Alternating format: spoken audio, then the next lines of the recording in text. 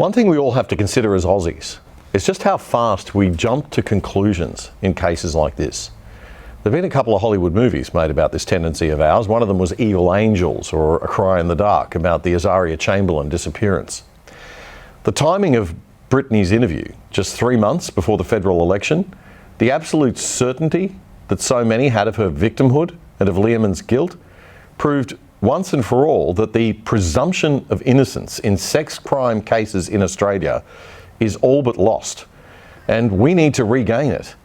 We have a real dislike of simply not being able to know what happened. We can't accept that sometimes we just can't know and we'll never know.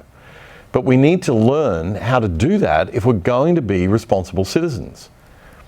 Brittany Higgins' appearance at the Women's Justice March on March 15, 2021 was part of yet another witch hunt frenzy of rash judgment and pitchfork justice, this time directed significantly at ScoMo the insensitive. So, in being asked to address you all here today, I called Brittany and asked her if there was anything she would like me to say on her behalf. What about you, mate?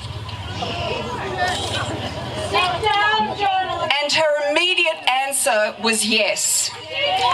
But yesterday, Brittany decided not to have me read the words. Instead, Brittany wanted to say those words herself.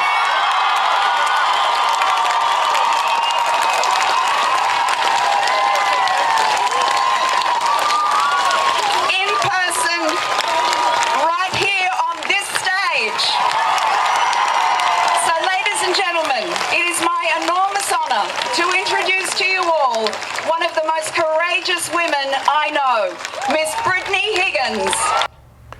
With pitchforks pointed firmly at him and feeling the wrath of the mob and the election looming fast, ScoMo and Elbow made the terrible faux pas of pretty much confirming Learmonth's guilt by apologising to Higgins during a parliamentary sitting. I want to acknowledge Ms Brittany Higgins, whose experience and, more importantly, courage is the reason why we are all here today, and I want to thank her for that. I am sorry. We are sorry. I'm sorry to Ms Higgins for the terrible things that took place here. And the place that should have been a place of safety and contribution turned out to be a nightmare. I also acknowledge particularly the women who bravely stood up and called out a culture of mistreatment that brought this issue into the light.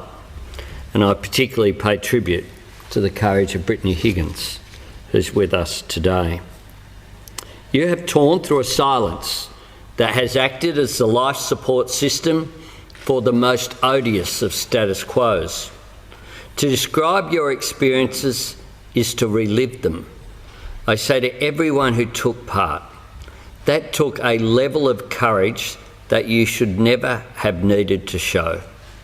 But you did, and we thank you for it. We definitely need to do something about keeping politics separate from our criminal justice system in this country.